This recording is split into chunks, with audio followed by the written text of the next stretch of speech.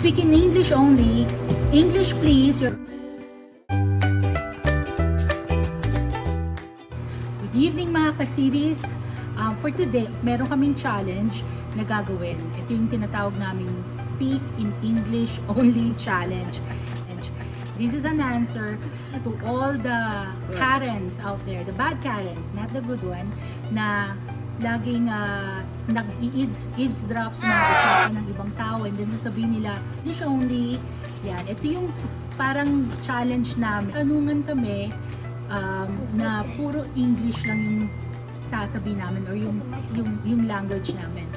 So, meron po kaming consequences sa mga sasalita ng Tagalog. Okay? So, hindi nila alam yung yung consequences. Ako alam po. So, timer starts now. Ay, nobody wants to talk. We have questions there. Okay. Na Who's gonna... Okay. oh God. So you got it. You You said got nah. it. Okay. Pick one. one. Okay, I'll start it. You start. What are the usual challenges do PT and OT encounter? Do I have to answer this right away? Okay. And then everyone Being a gets to talk. PT, I guess if I was working with a Hispanic patient, especially I don't know how to speak fluent in Hispanic, I'm really having a hard time to deal or talk to them on how to give them exercises, something like that. Okay. How about you? Same, I think. Wow, you're very Okay, the next same answer word is not acceptable. Okay. Sarah. The challenge is when they don't want to participate with physical care. So you have to come up with ideas or techniques that would engage them to participate. Like say you have to research more about what they like, what makes them tick, or what makes them That's right. That's true. what makes them How say about yes you, to you. Owen? Wow. Can you repeat the question? The question. What are the usual challenges do PT and OT encounter? I do not accept same. It would be another What answer. are the challenges? What? Speaking the right physical therapist to do co-treatment. Right at the shell. Yeah. You always have to have the heart.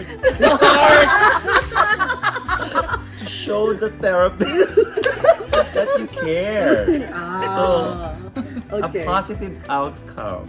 Uh, You know, the result of a positive outcome. Me, I think one of the challenges that I encounter, not with a patient, but with a co-therapist, for example, a PTA, who should be following my plan of care, and there's no gait training, but they're able to make the patient walk, even if the patient should not be walking. But how about if there's no plan of care? Well, I will fire that PTA. I am just a phone call away. Phone call. Okay, next question. Next question, Lizelle. You're fired. I could not see. Okay, I'll read it for her. The questions that she takes. What are the differences between OT and PT? Oh. PT is more of the lower extremity and then OT is more of the upper extremity. Very nice Thank answer. you. Oh, you can? I think PT is more of gross movements like walking, bed mobility, transfers. OT, I really don't know what you do. No, button your shirt or you have problem buttoning your shirts, then OT will come in and button your shirts for you. Or your shirt. Okay. OT? Yes, today one. Okay, Sarah. Okay, aside from the different spellings, PT is for walking and OT is Well, OT is more functional. I'm not saying they're not. We're not It's functional. You know what? With my mom having a stroke, and then the right arm is not working, her OT really works on the dressing using only one hand. So I was like, even tying the shoelace of her shoes with one hand, I was like, oh my gosh, this really OT is really good. And then the PT already starts right away doing some stair training, even though she's still weak. So I was like, oh my gosh, this is really good. That's why, well, of course, we need to accumulate the 8 minutes. Advices you would give the younger you Wow. before taking this course? Advice would I tell the beautiful younger me?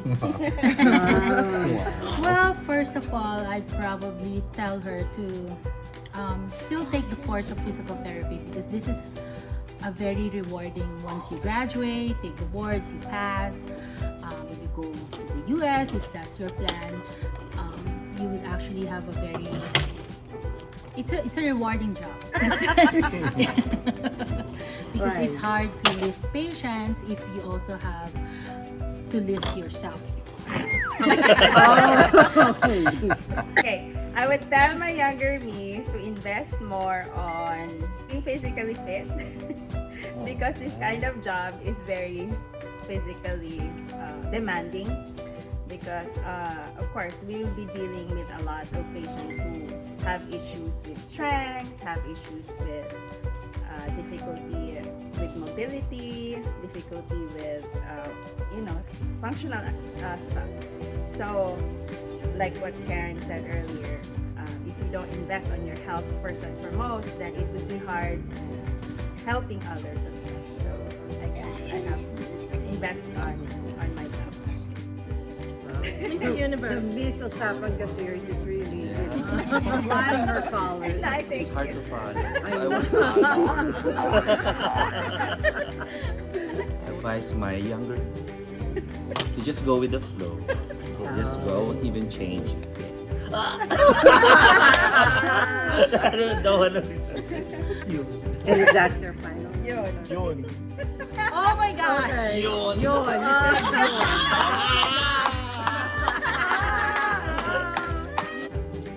But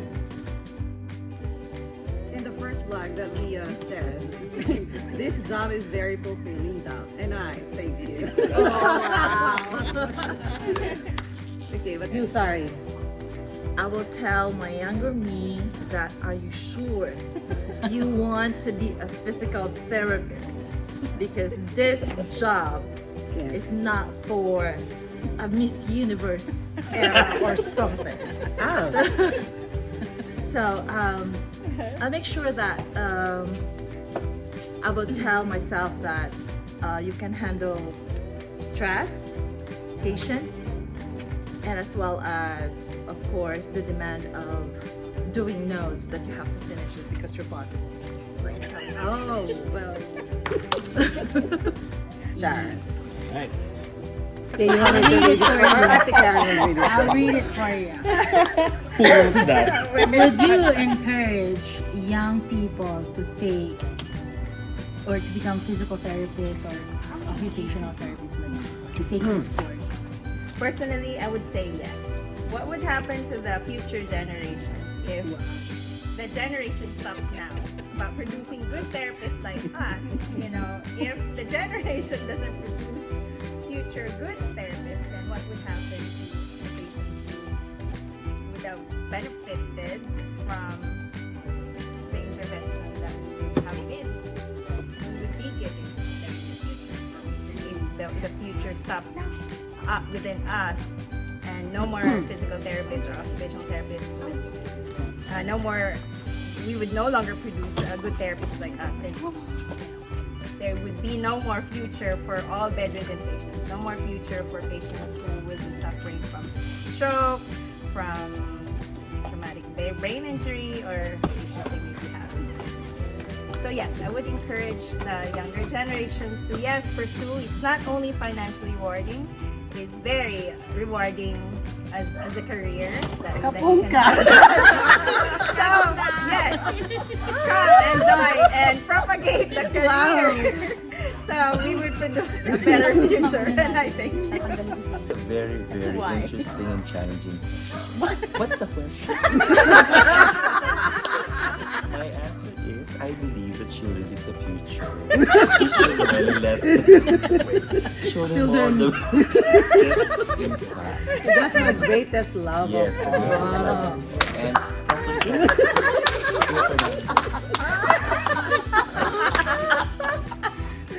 Well, she said it all, and I thank you.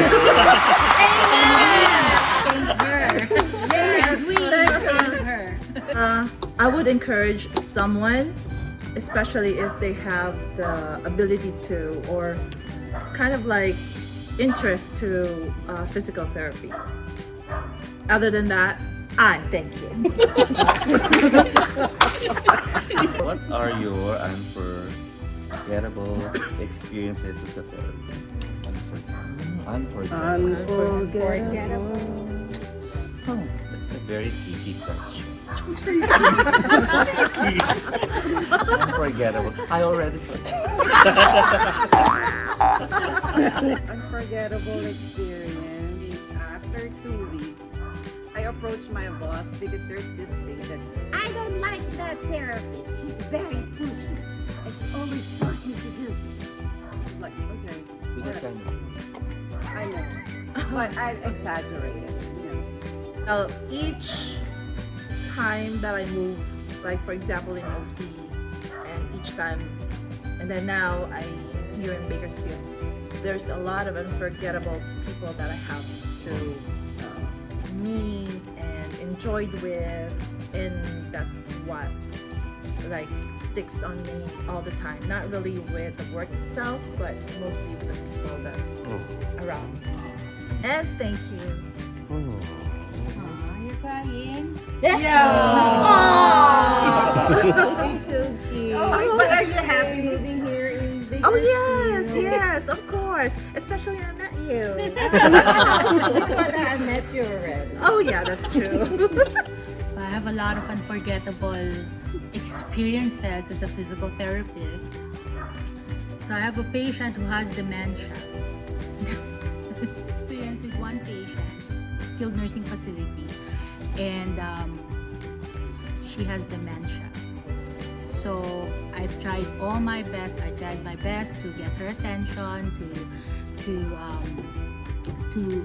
make an eye contact with her, just so she would follow my instructions. But it's really hard. So one time I told her, Miss So and So, look at me. And Did she look at you?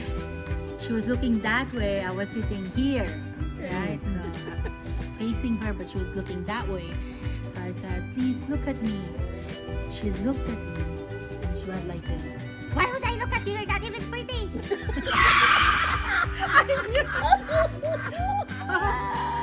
God, she has dementia. I would have said something. She has dementia. I should have said, I know I'm not pretty. I'm beautiful. Oh, that's true. That's correct. I agree. There's no way of correcting because you know the patient has dementia.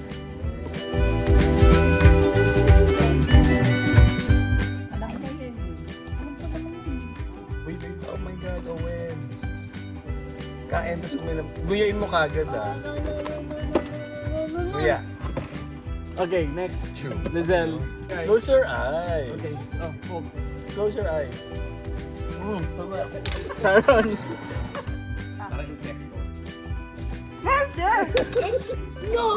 No, swear on God, no. Hell. Dadan, dadan. Okay, you The guys ready? reveal. Okay, it's Ayo. Wait, pero ano siya? Lasang it's flavored. Is it good? Yeah. Ano, para siyang cracker. Try it. At mga ka-series, dyan po namin napatunayan and na mahirap talagang magsalita ng English ng dere-derecho.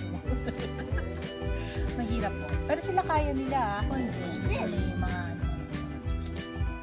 So, dyan You know, you're bored. Oh, yeah. Wow. lang kahapon. Hindi ka ba FOB? What's FOP? Fresh off the boat. So, dyan po na itatapos ang isa na namang No. Usapang series na show. At dito tayo sa Usapang Series! Please click like, share, and subscribe. Gusto mo ulit-ulit? Same. Alright.